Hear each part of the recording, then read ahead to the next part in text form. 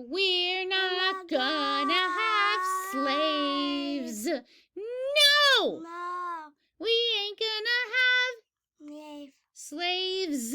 We're not gonna have slaves anymore. It started with the Declaration of Independence. They took slaves out and said, no more. Slaves were bought and sold for lots of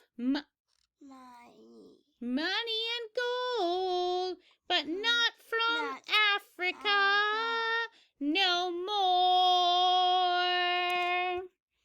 Then there was the question of representation. 3/5. They decided no more. The Missouri Compromise. Let the states decide if they were free like Maine or slave like Missouri for sure. Then Abraham Lincoln wrote the Emancipation Proclamation, saying we're not gonna have slaves anymore.